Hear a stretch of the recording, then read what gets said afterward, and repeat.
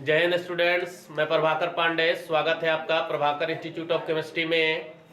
आज हम आप लोगों को इलेक्ट्रोलाइसिस विधि बताएंगे। कौन सा विधि? इलेक्ट्रोलाइसिस। तो ये हमने लिखा इलेक्ट्रोलाइसिस प्रोसेस। हिंदी में इसे क्या कहते हैं? वैद्युत अपघटन। हिंदी में से क्या कहते हैं?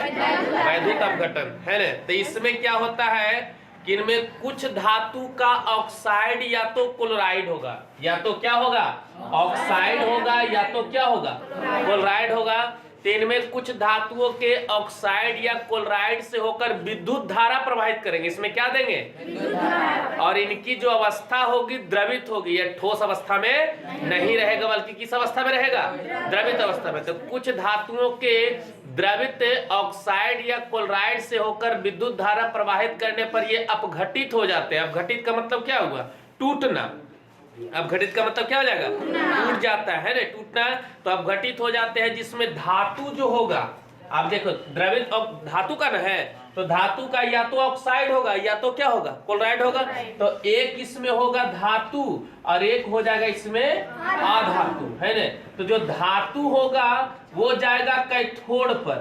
ये किस पर जाएगा? कैथोड पर। और जो अधातु होगा वो जाएगा एनोड पर।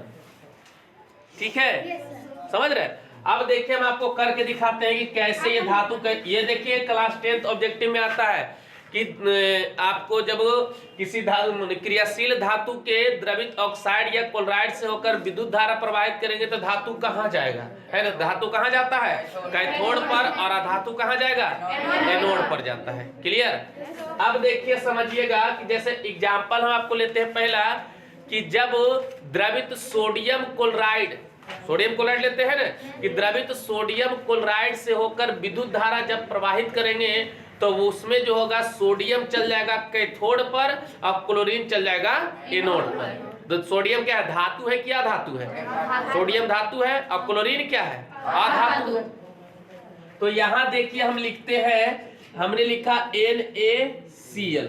क्या लिखे? NaCl लिखे। तो NaCl में NaCl किसका फॉर्मूला है?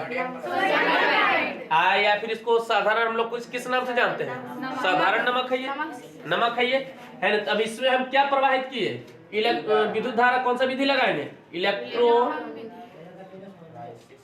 इलेक्ट्रोलाइसिस। कौन सा विधि लगाए? इलेक्ट्रोलाइसिस लगाए। तो जब भी किसी कंपाउंड या फिर साल्ट के ऊपर हम इलेक्ट्रोलाइसिस का प्रयोग करेंगे तो पहले जो वो टूट जाएगा वो आयंस में टूटेगा। तो यहाँ देखिए, ये टूट गया हमको Na पर एक पॉजिटिव और प्लस Cl पर एक निगेटिव। हम जानते हैं कि सोडियम की संयोजकता 1 होती है और क्लोरीन की भी संयोजकता कितनी होती है? तो सोडियम पर एक पॉजिटिव है, क्लोरीन पर एक निगेटिव है ना। अब जानते हैं कि विद्युत में दो ध्रुव होता है, एक धन एक ऋण, है ना। तो अगर लेके सबसे पहले लेके चले आइट एनोड आयंस। तो एनोड का मतलब क्या? पॉजिटिव या निगेटिव? पॉजिटिव होता है। एनोड का मतलब पॉजिटिव लिए, है ना। तो एनोड पहले लेकर के चले किस पर? पॉजिटिव पर। तो इस पर लेके चलेंगे निगेटिव वाला। तो यहाँ देखिए निगेटिव ये है, क्योंकि जब दोनों सेम ध्रुव लेंगे तो फिर दिक्कत हो जाता है ना। हमको इस पर जस्ट उल्टा। तो यहाँ देखिए हमने लेके चला पॉजिटिव पर क्या? Cl पर एक निगेटिव। ठीक है।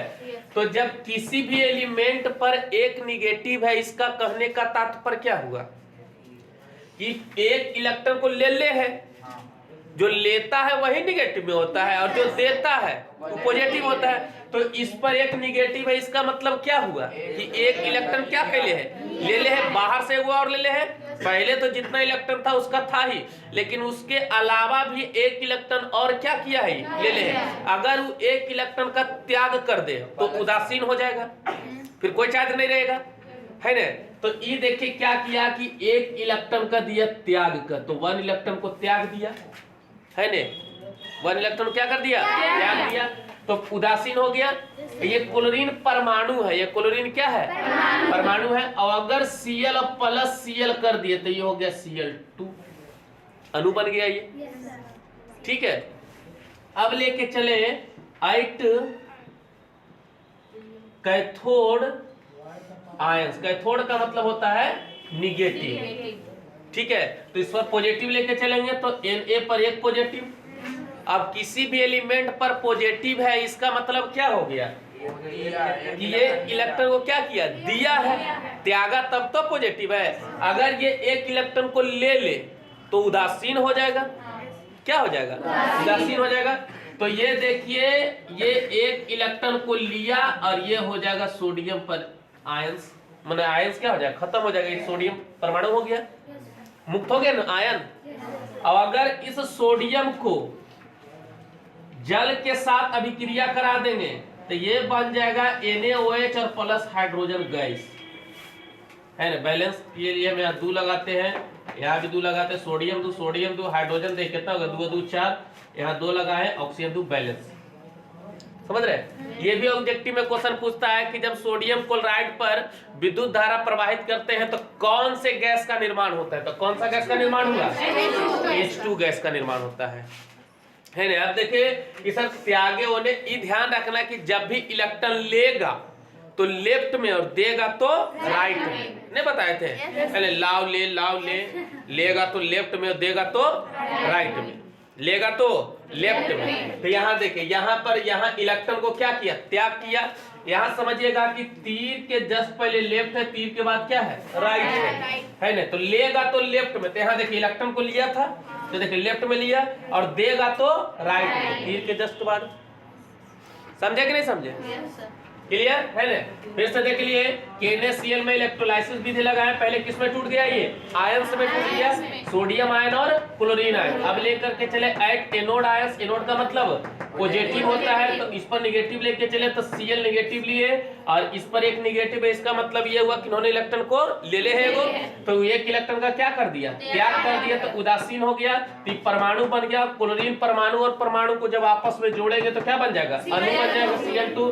अब लेके चले एट कैथोड आयन, कैथोड पर क्या है, निगेटिव है, इस पर पॉजिटिव लेके चले तो इस पर एक पॉजिटिव है। इसका कहने का मतलब हो गया क्या, ये एक इलेक्ट्रॉन का त्याग किया है। अगर एक इलेक्ट्रॉन ले ले तो उदासीन हो जाएगा, तो इसने क्या किया, एक इलेक्ट्रॉन को ले लिया तो क्या हो गया, उदासीन हो गया। और इस सोडियम को जल के साथ अभिक्रिया करा दे तो सोडियम हाइड्रोक्साइड और हाइड्रोजन गैस। आपका रिएक्शन यही कंप्लीट हो गया था, ये एक्स्ट्रा है ऊपर से, है ना, नहीं समझा, खैला पीला बाद दही रिएक्शन ऊपर से मिल गया। क्लियर, ये ऑब्जेक्टिव में क्वेश्चन आता है, लिख लीजिए इसको।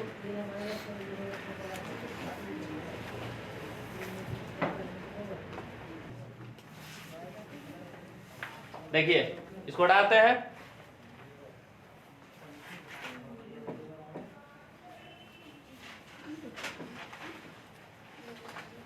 आगे देखिए, बोले सेकेंड कौन सा एग्जांपल बताए, द्रवित एल्युमिनियम ऑक्साइड का। देखिए तो सेकेंड एग्जांपल देखिए, एक और देख लीजिए, अभी और बताते हैं कि अब है कि द्रवित जब द्रवित एल्युमिनियम ऑक्साइड पर विद्युत धारा प्रवाहित करते हैं तो एल्युमिनियम कैथोड पर और ऑक्सीजन एनोड पर मुक्त होता है। यह देखिए एल्युमिनियम ऑक्साइड का सूत्र क्या होता है, बोलिए। तो हमने लिखा कि Al2O3, इस पर कौन सा विधि लगाएंगे, इलेक्ट्रोलाइसिस। तो यहाँ देखिए जब इलेक्ट्रोलाइसिस लगाएंगे तो पहले टूटेगा आयंस में, तो एल्युमिनियम पर जो होता है वो 3 पॉजिटिव, ठीक है, और प्लस ऑक्सीजन पर जो होता है 2 निगेटिव। क्या दोनों तरफ बैलेंस है, नहीं बैलेंस है। तो यहाँ हमने क्या कर दिया कि यहाँ 2 लगाया तो एल्युमिनियम कितना हो गया 2, और ऑक्सीजन कितना है 3, तो यहाँ क्या लगा दिए 3 लगा दिए। तो अब जो देखते हैं तो समीकरण क्या है, बैलेंस है। अब हम लेकर के चलेंगे एट एनोड आयंस, एनोड मतलब प्लस, बोलो जी लो जा रहा है प्लस, तो उस पर निगेटिव लेके चलेंगे तो ये देखिए 3O 2 निगेटिव। अब इस पर एलिमेंट पर जो ऑक्सीजन है उस पर क्या है 2 निगेटिव है। अब किसी भी एलिमेंट पर 2 निगेटिव है, इसका मतलब क्या हुआ कि इन्होंने 2 इलेक्ट्रॉन का दिया है ना जी, त्याग के कैसे करेगा? त्याग करेगा तो प्लस हो जाएगा, लेगा तो माइनस होगा।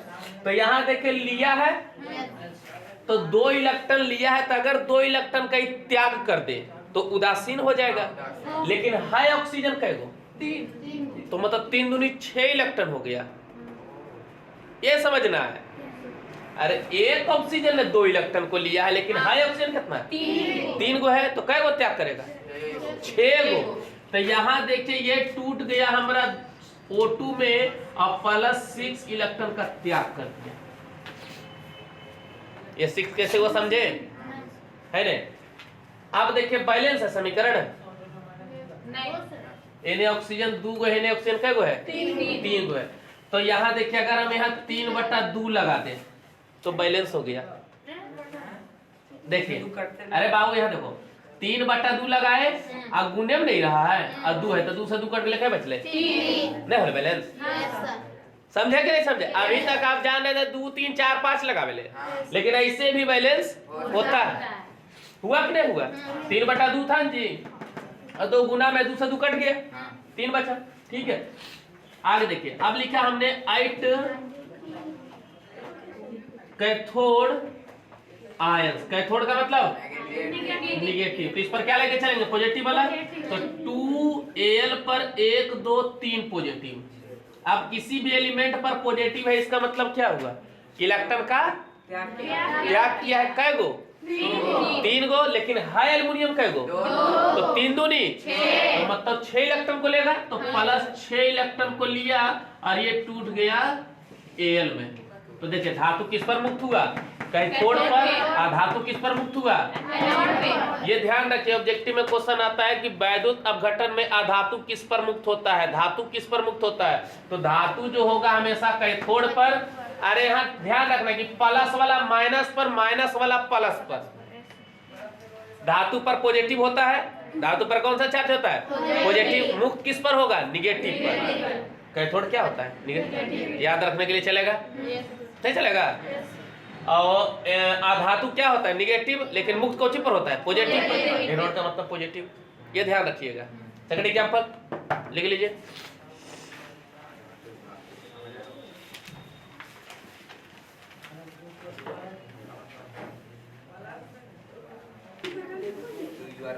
लिख लिए? चलिए इसको हटाते हैं। अब अगला देखिए, आगे समझिए। अब इसके बाद जो है कि जब जल से होकर विद्युत धारा प्रवाहित करेंगे तो ये अपघटित हो जाएगा। क्या समझे? अपघटित हो गया। मान लो अंकित है ना, अरे अंकित दोनों में से कोई भी मान लो यहाँ से तुम पढ़ लिख कर मैंने बढ़िया से आगे मैट्रिक किया, इंटर किया, जनरल तैयारी किया, आगे जाकर कभी जॉब तुम्हारा कहीं ना कहीं सेट हो गया, और एक बार गलती से तुम भी अपने पत्नी को घुराने ले गया कहीं होटल। हाँ गलती से। ठीक है, अब होटल ले गए और वहां जो वेटर आया, क्या आया? वेटर माने हाँ जो खाना खिलाता है ना, तो वेटर आया, उसको आपने ऑर्डर किया हमको 1 गिलास पानी लाओ हाइड्रोजन हटा करके, है ने? तो वो जो वेटर रहेगा वो क्या कहेगा? पागल नहीं, कि कह लीलवा लग गए आप कहाँ से आया? हाइड्रोजन हटेगा? अरे जल से हाइड्रोजन हटेगा? नहीं हटेगा। तो ये देखिए, ये ऑब्जेक्टिव क्वेश्चन है कि किस विधि के द्वारा आप जल से हाइड्रोजन और ऑक्सीजन को अलग कर सकते हैं? तो इलेक्ट्रोलाइसिस। ठीक है, सिर्फ एक ही विधि है जिसमें जल को हाइड्रोजन और ऑक्सीजन को अलग कर सकते हैं, इसके अलावा कोई विधि नहीं है ना? बोलिए। प्रैक्टिकल। देखिए प्रैक्टिकल। अब हमने जल का सूत्र क्या होता है? H2O। अरे बोलो सब मर्दानी, बोलता नहीं। H2O। अब कौन सा विधि लगाएंगे? इलेक्ट्रोलाइसिस। तो यहाँ लगा दिए हम इलेक्ट्रोलाइसिस। ठीक है, तो इलेक्ट्रोलाइसिस जब लगाएंगे तो पहले किसमें टूटेगा? आयन में। तो यहाँ देखिए हमने लिख दिया H पर एक पॉजिटिव प्लस O पर 2 निगेटिव, है ना। तो यहाँ 2 लगाएंगे कि नहीं बैलेंस के लिए, 2 लगा दिए। अब देखिए, अब लेके चलेंगे 8 एनोड आयंस। एनोड माने पॉजिटिव, एनोड का मतलब क्या हुआ पॉजिटिव। तो यहाँ देखिएगा, तो पॉजिटिव पर निगेटिव लेके चलेंगे तो O पर 2 निगेटिव। अब किसी एलिमेंट पर निगेटिव है, इसका मतलब क्या हुआ, ले ले है कि दे ले है ना। अरे जो कर्जा में रहता है वो निगेटिव में रहता है कि जो दे ले रहता है वो निगेटिव रहता है। जो कर्जा में हो ना थोड़ा मुकान छुपा के चलता है, कर्जा में क्या चलेगा, हम कर्जा ले ले ना, हम अपने दांत पुल करते हैं। चले यार देखो, तो यहाँ देखिए इस पर जो है 2 निगेटिव है, तो मतलब ये इलेक्ट्रॉन को क्या कहले है, ग्रहण कहले है। अगर ये 2 इलेक्ट्रॉन का त्याग कर दे तो उदासीन होगा। तो यहाँ देखिए ये क्या किया कि O में टूटा, लेकिन 2 इलेक्ट्रॉन का क्या कर दिया, क्या कर दिया, तो ये परमाणु हो गया। और अगर परमाणु और परमाणु को जोड़ देंगे तो क्या बन जाएगा, O2, ऑक्सीजन अलग हो गया। अब लेके चलेंगे 8 कैथोड आयंस। कैथोड माने नेगेटिव। अब लेके चलेंगे 2H पर एक पॉजिटिव। अब किसी एलिमेंट पर पॉजिटिव है तो जो कर्जा देले रहता है वो ना टिटकोट ले चलता, कहाँ है रे, देखो वो आ गया है ना। तो यहाँ देखो, तो प्लस है, प्लस का मतलब क्या है, इलेक्ट्रॉन कोई दे ले है, अगर ये ले ले तो वो शांत हो जाएगा, इसका भी गुस्सा क्या हो जाएगा, शांत हो। ले लिया, 6 महीना लेके बैठ गया है, समझ में नहीं आ रहा है, समझ रहा है। यहाँ देखो, तो अगर ये एक देखो हाइड्रोजन जो था इस पर एक पॉजिटिव, लेकिन हाइड्रोजन कई गो है, 2 गो ने, 2 गो ले ले है। एक गो रहता था तो कोई दिखता नहीं था, लेकिन कई गो ले लिया तो सब कौन देगा। तो यहाँ देखिए 2 प्लस 2 इलेक्ट्रॉन को लिया और ये टूट गया H2 में। तो यहाँ देखिए जल था H2O और यहाँ ऑक्सीजन अलग, यहाँ हाइड्रोजन। तो वेक्टर को क्या करना है, लीलवा नहीं लगाना। यहाँ देखो लग रहा है, हाइड्रोजन और ऑक्सीजन क्या हो सकता है, अलग। इसके अलावा कोई विधि नहीं है जो कि जल को हाइड्रोजन और ऑक्सीजन में तोड़ सके सिवाय इलेक्ट्रोलाइसिस, वैद्युत अपघटन। Clear, objective clear. किस विधि के द्वारा जल को हाइड्रोजन ऑक्सीजन में तोड़ा जा सकता है, इलेक्ट्रोलाइसिस विधि। इलेक्ट्रोलाइसिस विधि में धातु कहाँ मुक्त होता है, धातु कहाँ मुक्त होता है, कैथोड पर। अधातु कहाँ मुक्त होता है, एनोड पे। छाप दीजिए। हाँ वेटर पानी दे दिया।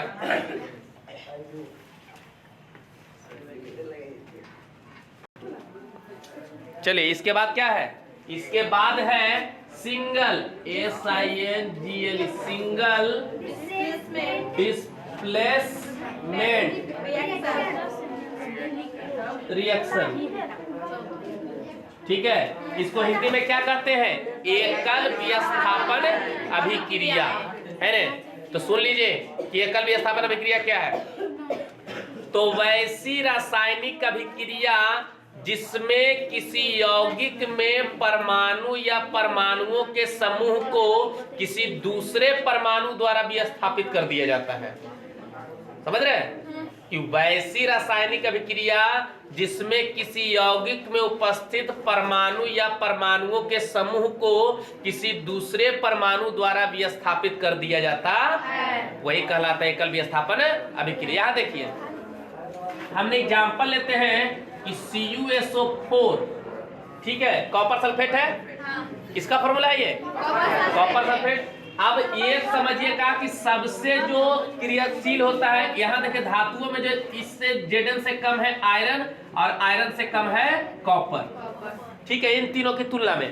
तो यहाँ देखिए तो कॉपर सल्फेट है, तो यहाँ ध्यान रखो सौरभ, इधर देखो CuSO4 है। अब यहाँ देखिए इसमें हमने डाल दिया आयरन का टुकड़ा, कॉपर सल्फेट का विलयन है और उसमें क्या डाल दिए, आयरन का टुकड़ा। तो यहाँ देखिए, अरे साफ शब्दों में समझो, ये मजबूत है। ये क्या है, किसकी तुलना में, कॉपर की तुलना में। नहीं देख रहा है कि कॉपर से मजबूत कौन है, आयरन। तो अब ये देखिए प्लस है, ये क्या है प्लस है, और ये कुछ ही है माइनस है। अब देखिए पहले से ही प्लस माइनस एक जगह हल है, कोई आपत्ति। अब लेकिन एकरा पर ध्यान आगले एक कर, समझ लफड़ा यहाँ लील में लगा दिया है, समझ रहे। तो ई देखो क्या किया कि किसी तरीके से उसको भी स्थापित कर दिया, उसको मार चूर के अलग कर दिया, कहा नहीं अब हमरा हो, समझ रहा। तो ई हो गया कुछ एपीएसओ 4। अब यहाँ देखिए ई जो था कॉपर लिया मुंह लटका, ये स्थापित हो गया, अलग हो गया ही है ना, समझ रहे।